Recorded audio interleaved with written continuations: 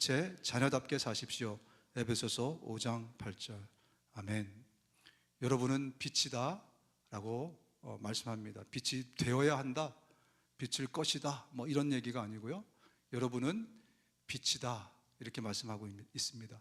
문제는 내가 얼마나 밝게 어두움을 비출 것이냐, 그게 관건이죠. 나를 빛이라고 하셨는데 내가 빛을 내면 이 빛이 과연 어두움을 쫓을 수 있는 그런 힘이 나에게 있겠느냐, 이게 우리의 관건이 아닐 수가 없습니다. 오늘은 이 부분에 대해서 우리가 함께 좀 말씀을 좀 나누려고 합니다. 우리 인간들은요 참 신비한 존재입니다. 왜냐하면은 환경이나 조건이 아무것도 변한 게 없어요. 똑같아요. 2025년이나 2026년이나 변한 게 아무것도 없어요, 삶에서. 그런데 이 사람의 마음이 바뀌면 어떻게 되죠? 세상이 달라져요. 그죠? 참 신비하지 않습니까? 바뀐 건 아무것도 없는데, 신체적인 조건도 뭐 물질적인 환경도 뭐 아무것도 바뀐 게 없어요. 근데 마음 하나를 바꾸면, 그러면 내가 사는 세상이 달라진다니까요. 참 우리 인간이 신비한 존재 아닙니까? 그죠?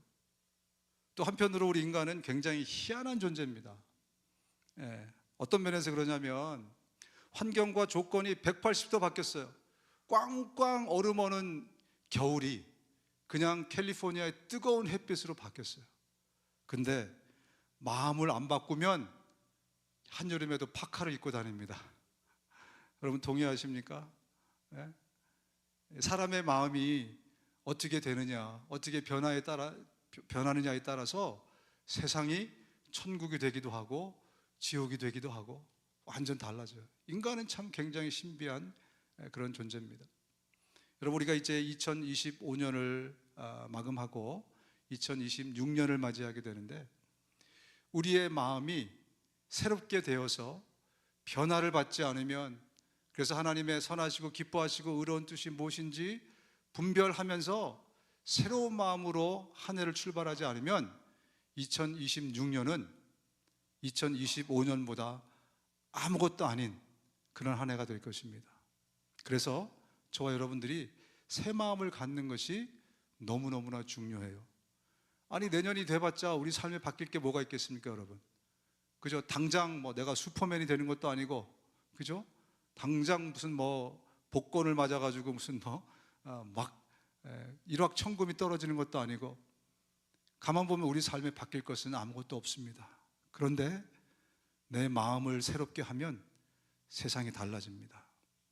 여러분, 남은 기간 동안에 이것을 잘 염두에 두시고 내 마음을 어떻게 바꿀 것인지, 어떤 마음으로 자세로 새해를 맞이할 것인지를 잘 준비하는 그런 한 해가 됐으면 좋겠고요. 그리고 오늘 그것에 도움이 되는 메시지를 두 가지를 좀 나누려고 합니다. 우리 본문으로 들어가서 우리 1절부터 3절까지를 다시 읽겠습니다. 시작. 그 뒤에 예수께서 디베랴 바다에서 다시 제자들에게 자기를 나타내셨는데, 그가 나타나신 경위는 이러하다.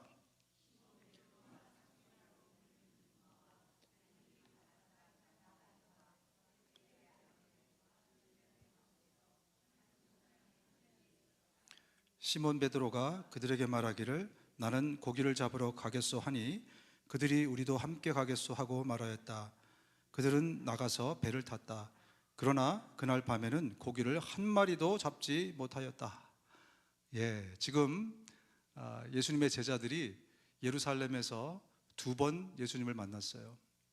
예수님이 부활하신 다음에 그 부활을 그들이 믿지 못했기 때문에 예수님이 두 번씩이나 부활한 첫날 밤에 만나고 일주일 뒤에 또 만나고 이러면서 내가 부활했다라는 것을 직접 목도할 수 있도록 부활의 믿음을 도와주셨어요. 원래 예수님이 제자들을 만나기로 한 장소가 어디였다고요? 오늘 본문의 갈릴리 바로 여기예요. 그런데 오늘 처음 만나지 못했어요. 그들이 믿음이 없었기 때문에. 그리고 오늘 본문에서야, 이게 며칠째인지는 모르겠지만 드디어 그들이 예수님을 만나려고 지금 갈릴리에 왔습니다. 근데 문제는 뭐죠? 예수님을 만나기로 했는데 만나서 예수님으로부터 어떤 위대한 사명 혹은 소명 이거를 들어야 되는데 예수님이 오지 않는 겁니다. 예수님이 지금 나타나지 않으셨어요. 이것이 문제로다. 그래서 성질 급한 누구죠? 성질 급한 내 남편이 아니고 성질 급한 베드로가 제일 먼저 나섭니다. 이럴 바에야 나는 고기 잡으러 가겠다고. 그러면서 예수님을 더 이상 기다리지 못하고 나섭니다. 그랬더니 함께 있었던 6명의 제자가 오늘 본문을 보니까 6명이 있더라고요. 그래서 도합 7이 모두가 다 갈릴리 바다로 고기를 낚으러 갔어요. 옛날의 모습으로 돌아가는 거죠. 가서 밤새도록 낚시를 했습니다. 그물을 던졌어요. 이스라엘은 지금도 밤에 낚시를 합니다. 밤에 낚시를 하는데 밤에 아무리 낚시를 해도 그물을 던져도 고기를 한 마리도 잡지 못했더라. 이렇게 오늘 본문이 우리에게 얘기해주고 있는 겁니다.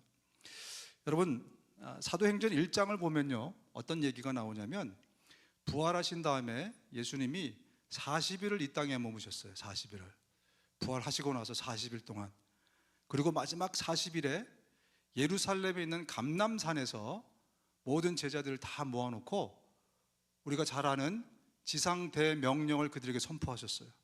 너희들이 이제 모든 족속으로 가서 제자를 삼고 아버지 아들과 성령의 이름으로 침례를 주고 내가 너에게 분부하는 것을 가르쳐 지키게 하라 하면서 마지막 지상대명령 The Great Commission, 그죠? 그것을 주셨어요. 그리고 하늘로 승천하셨습니다. 그렇다면 예수님이 제자들을 갈릴리에서 만나기로 했던 목적은 지상대명령을 주시기 위해서 만나자고 한 것이 아니었다는 겁니다. 네. 아마 제자들은 또 혹시 우리 중에 누구는 이 위대한 명령을 예수님이 갈릴리에서 다시 주시기 위해서 우리 갈릴리에서 내가 부활하면 다시 만나자 이렇게 생각할지 모르지만 결론적으로 성경 전체를 보면 예수님이 제자들을 갈릴리에서 따로 만나자고 한 것은 다른 목적이 있었습니다. 그 다른 목적은 무엇이었을까? 오늘 본문이 그것을 얘기해 주고 있습니다.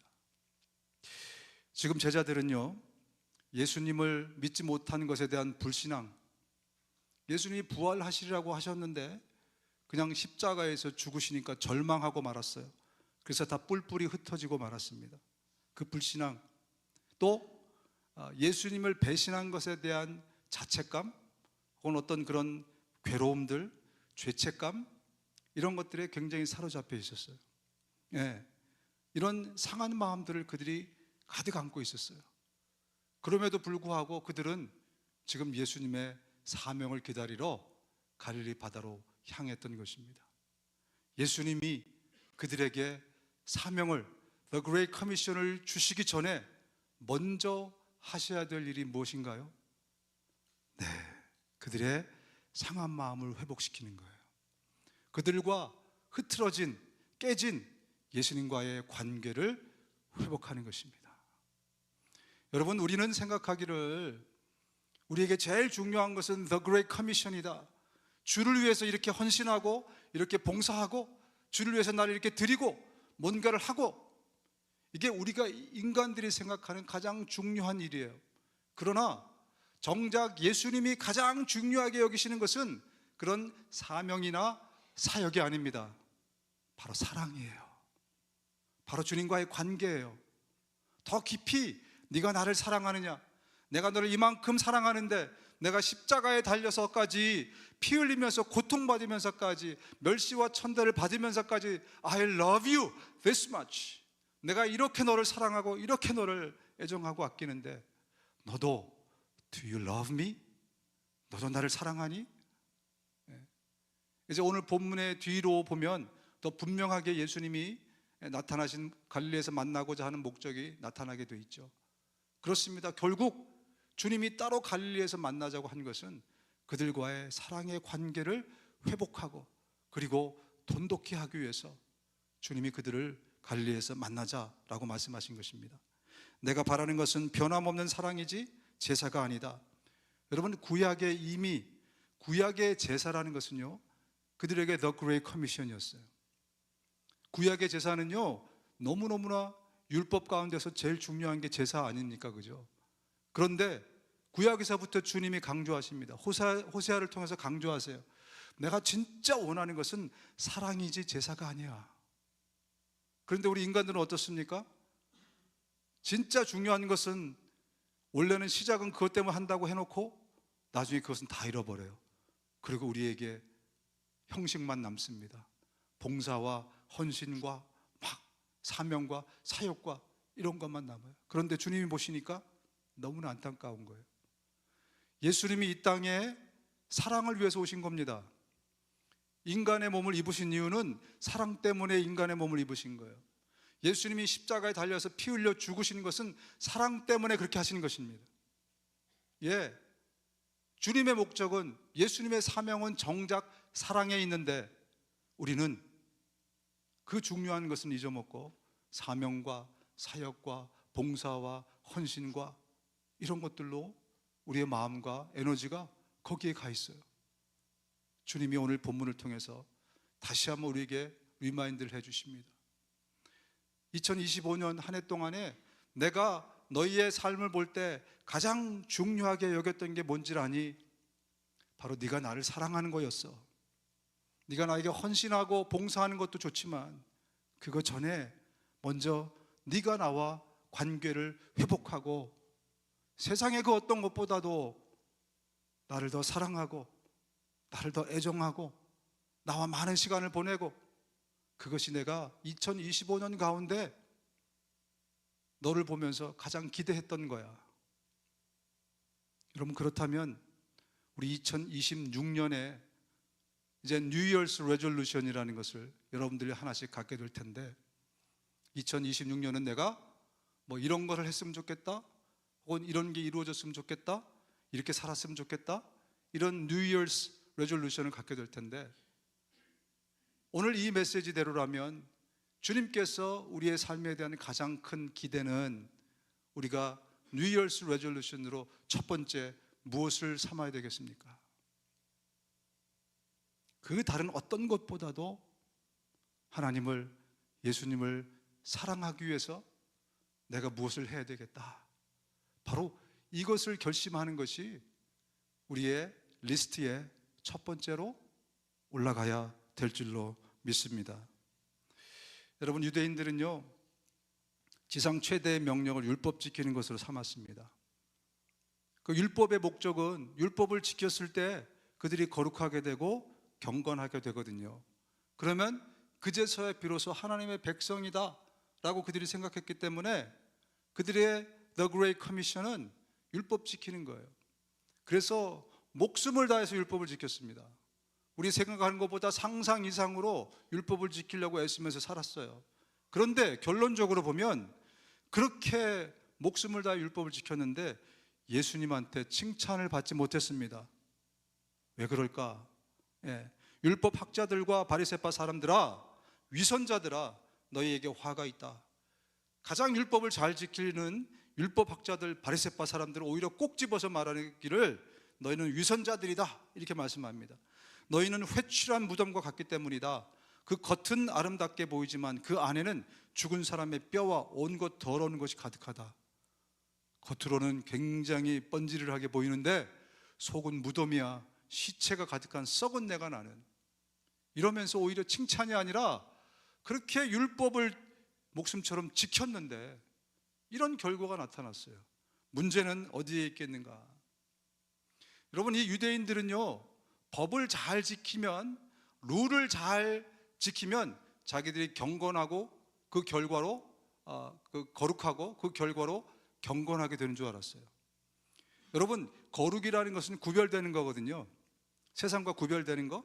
그리고 경건은 뭐냐면 그 거룩의 결과예요.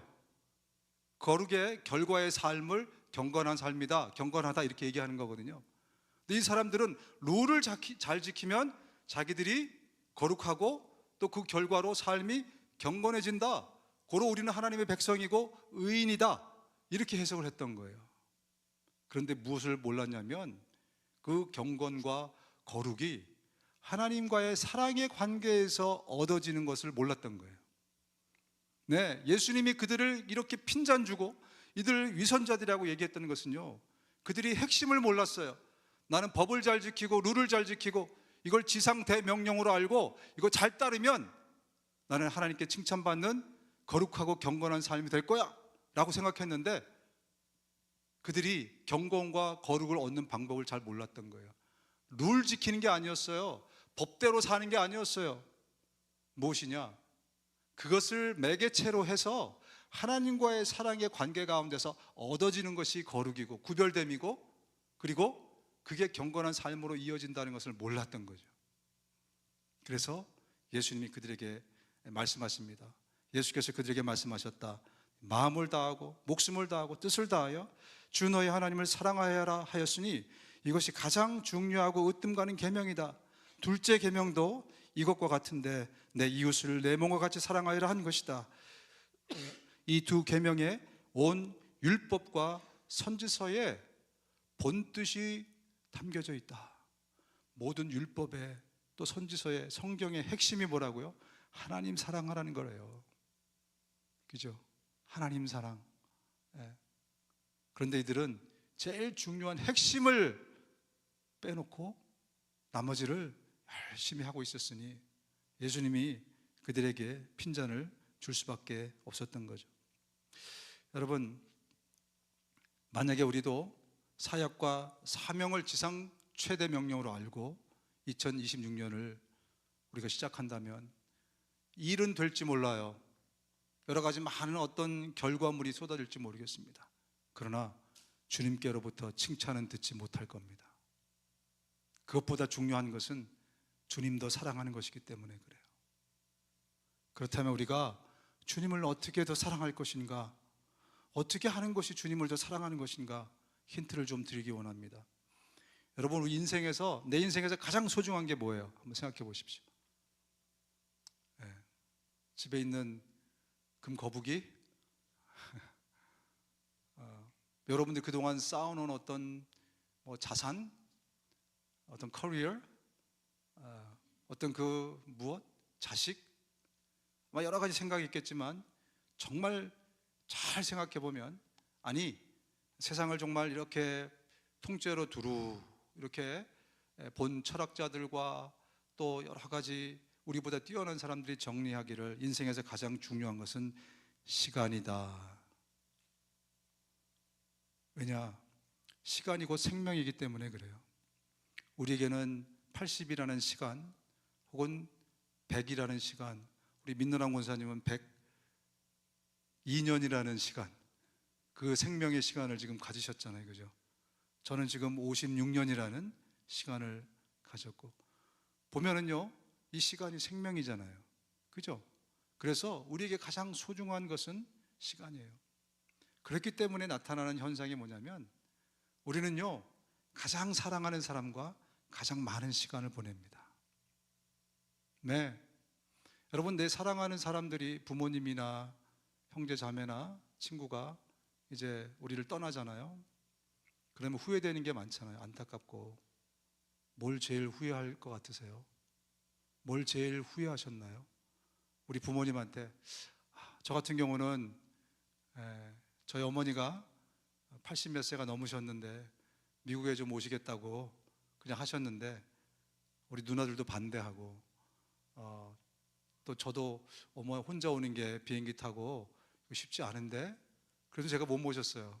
돌아가시고 나니까 아니 86세 7세 되신 분들도 막 왔다 갔다 하시더라고요. 그래갖고 내가 그거를 못 해드렸네 그러면서 사실 며칠 전에 후회를 좀 한 적이 있습니다. 갑자기 생각이 나가지고. 그런데 뭘 제일 제가 후회할까요? 사실은 그것도 후회되는 거지만 진짜 후회되는 게 있습니다. 뭐냐면 어머니하고 시간을 많이 못 보낸 거예요. 특히 저는 이제 어릴 때부터 어머니하고 좀 떨어져 살았기 때문에 제일 그게 아쉬워요. 그리고 한국에 갔을 때마다도 막 바쁘니까, 또 제가 이렇게 있으면 어머니가 야 어디 너 안 나가니? 너 안 답답해? 뭐 이렇게, 그 마음은 그게 아니었으면서도 전 또 철이 없어서 몰랐죠. 제일 후회되는 건 아마 저나 여러분이나 가장 사랑하는 사람과 가장 많은 시간을 보내지 못한 것, 이게 제일 안타깝고 제일 후회되는 것이 아닐까 생각이 됩니다. 여러분, 사랑한다는 것은 그런 겁니다. 그래서 시간의 길이는요, 사랑의 깊이와 비례해요. 얼마나 많은 시간을 보내느냐, 이게 사실은 내가 얼마나 이 사람을, 이것을 사랑하느냐 같은 말이에요. 무슨 말씀을 드리냐면, 여러분, 2026년 우리가 뉴 이어스 레졸루션을 하나씩 생각하게 되는 시기인데, 정말 내가 하나님을 사랑하기 원한다면 내가 어떻게 하면 하나님과 더 많은 시간을 보낼까를 여러분들이 작정하셔야 돼요. 어떻게 하면 내가 예수님과 더 많은 시간을 보낼까? 우리에게 많은 또 모임들이 있어요. 안 나가던 모임도 우리가 나가기 시작하고, 뭐 모임을 부흥시키기 위해서 드리는 말씀이 아니고, 어떻게든 물리적으로라도 나 자신을 주님과 함께 더 많은 시간을 주님 앞에 또 여러 가지 모습으로, 예배자의 모습으로, 또 헌신하는 모습으로 어떻게 하면 더 많은 시간을 주님과 함께 보낼 수 있을까? 또 개인의 삶에서도, 일하면서도, 공부하면서도, 어떤 일을 하면서도 주님이 가장 중요하게 여기시는 그것은 내가 이 일을 통해서 뭔가 결과를 만들어내는 것이 아니고, 그 전에 이것을 통해서, 이것을 매개체로, 이 일을 매개체로 하나님과 함께 더 교제하고 주님과 함께 더 살게 할까? 이것이 주님의 관심이라는 것, 초점이라는 것, 이것을 우리가 기억한다면 저와 여러분의 뉴 이어스 레졸루션의 첫 번째 리스트는 내가 어떻게 하면 내년에 하나님과 주님과 더 많은 시간을 가지면서 마음과 생각을 나누고 삶으로 동행하고 말씀을 순종하고 어떻게 하면 이렇게 할까? 이것이 저와 여러분의 넘버원 리스트가 될 수 있기를 주님의 이름으로 축원드립니다. 본문으로 들어가겠습니다. 이미 동틀 무렵이 되었다. 그때 예수께서 바닷가에 들어서셨으나 제자들은 그가 예수인 줄 알지 못했다. 그때 예수께서 제자들에게 물으셨다. 얘들아, 뭘 좀 잡았느냐? 그들이 대답하였다. 못 잡았습니다. 예수께서 그들에게 말씀하셨다. 그물을 배 오른쪽에 던져라. 그리하면 잡을 것이다. 제자들이 그물을 던지니 고기가 너무 많이 걸려서 그물을 끌어올릴 수가 없었다. 여러분, 여러 당시 2000년 전에 시대를 묘사하는 그런 글들을 보면요, 이 갈릴리 바다는 물 반 고기 반이었답니다. 던지면 나오는 거예요. 근데 오늘 제자들이 어떻게 했다고요? 밤새 그물을 던졌는데 물 반 고기 반에서 아무것도 못 건졌어요. 그럼 물 반 고기 반이 여러분 상상 안 되시는데 저는 상상이 돼요. 제가 90년대 초반에 캐나다 토론토에서 살았어요. 근데 교회에서 수련회를 갔는데, 쫓아갔는데 우리 청년들한테 배를 하나씩 주고 그 다음에 이제 노를 져갖고 가서 낚시를 하라고 한 거예요. 그래서 한 1시간 주고 자유시간을 줬습니다. 그래가지고 배를 져가지고 그 지렁이 뭐 이런 걸 갖고 가서 낚시를 제가 막 했거든요. 근데요, 던지는 족족 나와요. 물리는 거예요. 지금도 캐나다가 자연이 굉장히 잘 보존되어 있지만 당시만 해도 한 30년 됐잖아요, 그죠? 너무너무나 자연이 좋았어요. 근데 문제는 하다 보니까 지렁이가 떨어진 거예요. 던지는 족족 고기를 잡으니까, 근데 내가 이걸 다시 져서 가면 한 30분 걸릴 거 아니에요. 또 갔다 오면 또 30분, 1시간 날아가잖아요.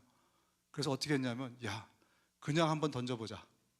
미끼가 하나도 없이 그냥 바늘만 던졌어요. 어떻게 됐을까요?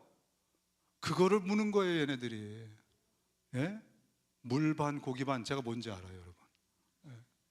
지금 갈릴리 바다에서 기적이 일어났어요. 기적이. 물 반 고기 반인 그 바다에서 아무것도 못 잡은 게 기적이에요. 딴 게 기적이 아니고. 왜 이런 일이 발생했을까요? 그리고 참 희한한 것은요, 예수님이 나타나셨을 때 그들이 그 본문 뒤로 가서 또 읽어보면 153마리의 물고기를 엄청나게 잡았답니다. 그 물이 찢어질 정도로. 이 얘기는 우리에게 뭘 얘기해 주고 있는 겁니까? 그들이 실력이 없어서 못 잡은 거예요? 그동안 3년 동안 예수님 쫓아다니느라고 이 그물 던지는 실력이 줄어서? 아니죠. 그죠? 또 갑자기 물고기들이 뭐 다 폐사했나요? 그것도 아니죠. 그것은 전지전능하신 하나님이신 예수님이 뭔가 모종의 음모를, 계획을 꾸미고 있었다는 거죠. 그래서 예수님이 오늘 본문에 뭐라고 말씀하십니까? 배 오른쪽으로 한번 던져봐. 그랬더니 엄청난 물고기가 잡혔던 거죠. 예수님이 글로 몰아주신 거예요. 그렇다면 왜? 무엇 때문에? 여러분, 예수님의 제자들은요, 예수님 때문에 이제 운명이 바뀐 사람들이에요. 그들은 그 전에는 먹고 살라고 육신의 고깃덩어리 행복을 위해서 낚시하던 사람들입니다. 근데 예수님이 그들에게 가서 뭐라고 말씀하시죠? 너희들 더 이상 네 고깃덩어리를 위해서 낚시하지 마. 내가 너희로 사람 낚는 어부가 되게 해줄게. 그러면서 그들을 데려다가 3년 동안 훈련시키셨어요. 뭘로? 사람 낚는 어부로. 물고기가 아니라 사람 낚는 어부로. 그들의 신분이, 그들의 어떤 삶의 모든 게 완전히 변해버렸어요. 진짜 트랜스포메이션이 일어났어요. 이제는 사람 낚는 어부, 그 일을 해야 될 사람들이 지금 나가서 물고기나 잡고 있으니 그 결과가 어떻게 된 겁니까? 결과가 참담하게 된 거죠. 여러분, 바로 이 메시지를 던져주고 있는 겁니다. 예수님의 제자로 살아야 될 사람들이 제자로 살지 못하고 세상 사람들과 똑같이 살게 되면 그 결과는 이루 말할 수 없이 참담한 결과가 될 것이다. 너희들은 너희가 누군지 기억하라는 거예요. 이제 내가 너희를 지난 3년 동안 나의 제자로 훈련했고, 이제 너희들이 영적인 일을 해야 될 사람들이 고깃덩어리를 위해서 지금 일하고 있으니 너희들 이 현실을 보라는 것입니다. 네, 그렇습니다. 제자 된 저와 여러분들이 2025년 한 해를 살면서 여러분 정말 행복하셨습니까? 정말 보람 있었습니까? 정말 어느 때와 비교해도 2025년은 나에게 정말 의미 있었다, 이런 고백이 나오십니까? 만약에 그렇지 못했다면 여러 이유가 있겠지만 가장 큰 이유가 뭔지 아십니까? 내가 예수의 사람으로 살지 않았기 때문에 그렇습니다. 내가 예수의 제자로 살았었다면 오늘 2025년을 마감할 때 정말 그 결과는 굉장히 달라졌을 거예요. 사람 낚는 어부로 살아야 될 내가 고깃덩어리를 위해서 물고기는 잡고 있었으니 결과가 이렇게 형편없게 그렇게 나온 것이 아닐까요? 여러분, 요즘 우리 그리스도인들은요, 이빨 빠진 호랑이와 비슷하다, 이렇게 많이들 얘기합니다. 너무나 안락한 환경 가운데서 동물원에서 던져주는 닭고기나 먹고 이렇게 살다 보니까 겉모습은 막 우람한 호랑이에요. 근데 정글에다 딱 풀어놓으면 사냥을 못해. 고양이가 된 거예요. 고양이가. 겉은 호랑이인데 속은 고양이가 돼버린 거죠. 요즘 우리 그리스도인들을 일컬어서 이렇게 얘기합니다.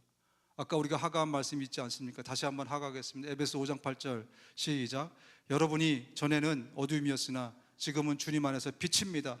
빛의 자녀답게 사십시오. 우리가 빛의 자녀답게 살았더라면, 그러면 그 빛이 어두움을, 내가 가는 곳곳마다 어둠이 물러갔을 것입니다. 근데 여러분이 가는 곳곳에 그런 영향력이 나타났습니까?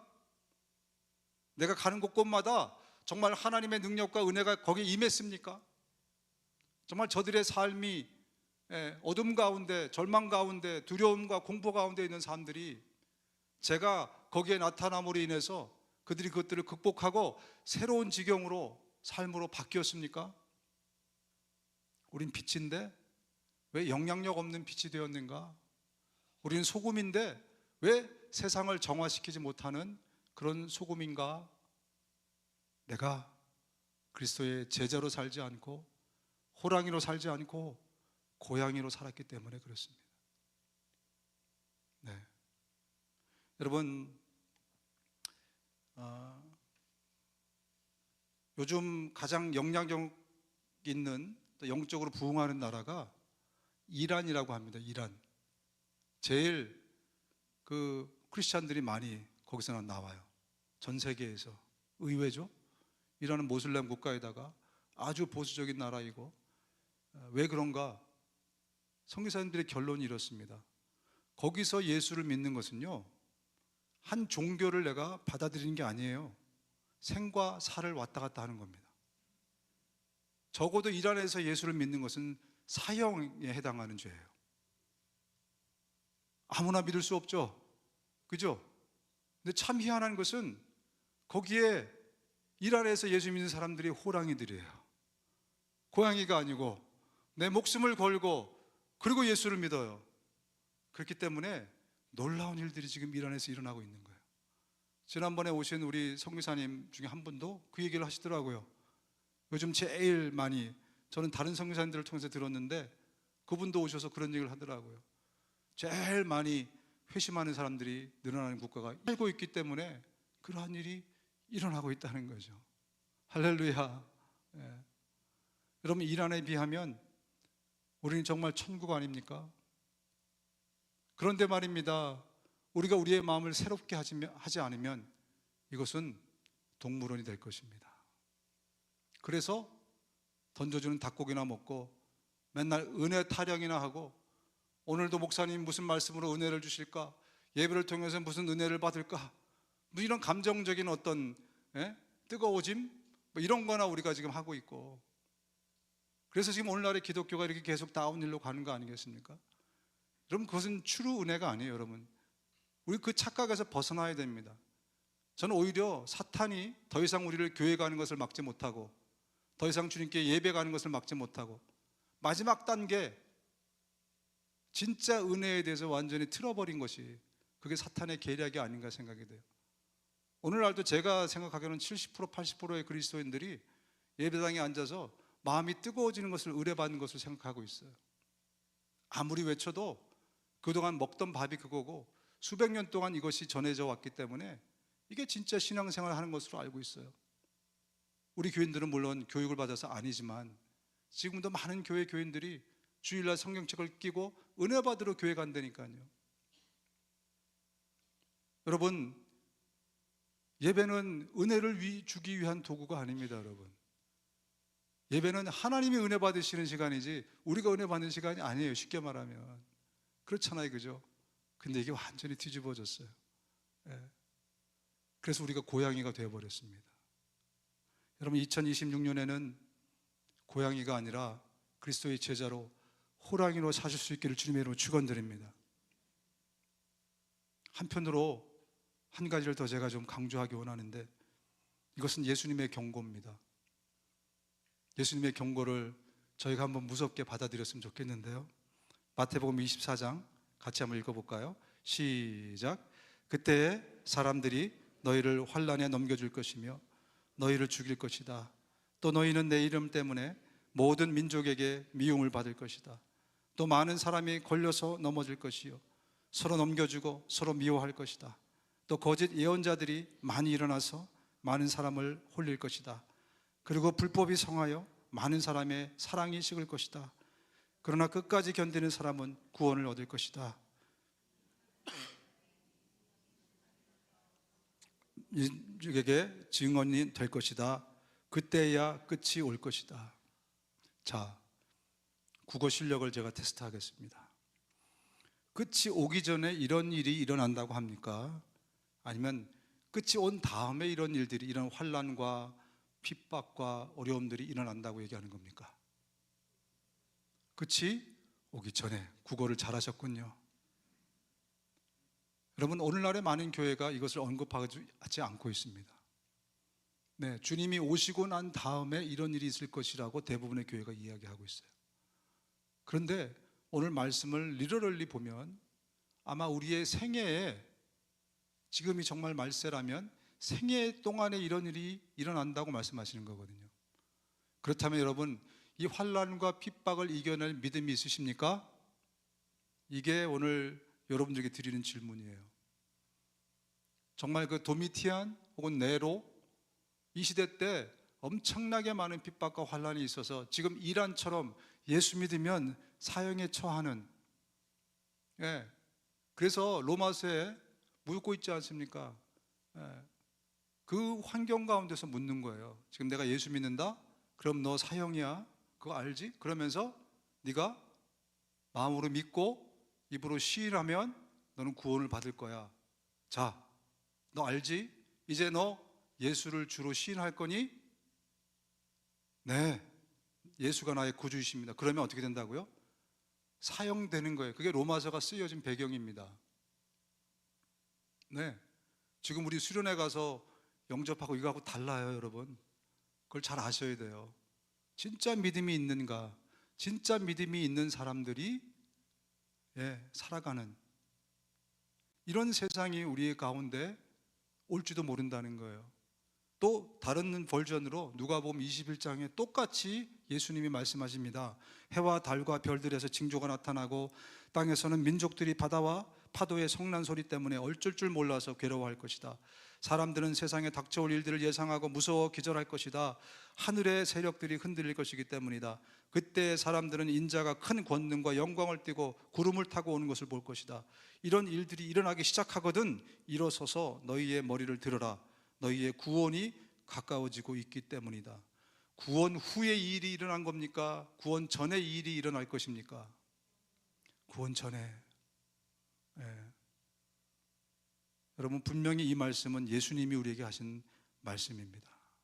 그래서 예수님이 누가복음 18장에 보면 인자가 다시 왔을 때 이 세상에 내가 믿음을 찾아볼 수 있겠느냐, 이런 말씀을 하셨어요. 굉장히 뜬금없는 말씀으로 저는 생각했거든요. 인자가 다시 올 때 내가 세상에서 믿음을 찾아볼 수 있겠느냐. 그때는 정말 환란의 때고 막 이렇기 때문에 진짜 베이비 믿음, 거짓 믿음은요 다 날아갈 겁니다. 지금 내 앞에 단두대가 있는데, 예, 제대로 믿지 않은 사람들이 자기 목숨을 내놓을 것 같습니까? 그렇지 않죠, 그죠? 그래서 여러분, 문제는 지금 나에게 제자로서의 사는 그 믿음이 없으면요, 그때에도 없다는 게 관건이에요. 그때는 은혜로 생길 것 같습니까? 그렇지 않다고 봐야죠, 그죠? 네. 지금의 내 믿음이 그때의 내 믿음이에요. 그런 시련과 환난 가운데서 내가 내 믿음을 지킬 수 있을까?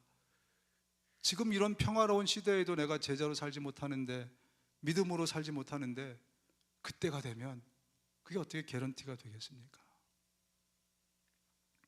여러분, 그래서 우리가 2026년에는요 뉴이얼스 레졸루션에 두 번째로 올려야 될, 리스트에 두 번째로 올려야 될 게, 정말 내가 제자로 살아야 되겠다.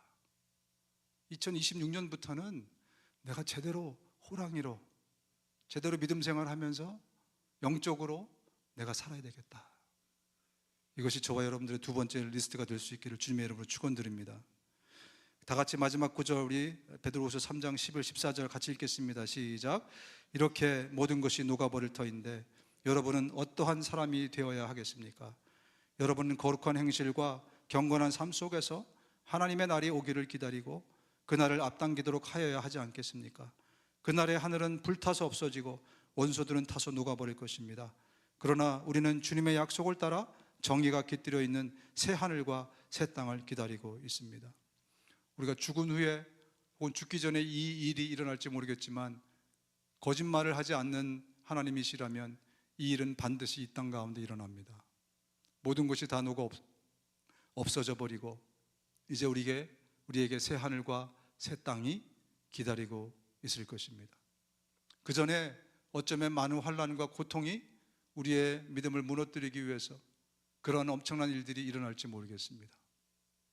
여러분, 그렇다면 저와 여러분들이 이렇게 잠자고 있거나 이렇게 그냥 죄에 대해서 아무렇지도 않게 여기며 살거나 이렇게 졸면서 우리의 삶을 살아서는 안 되지 않겠습니까?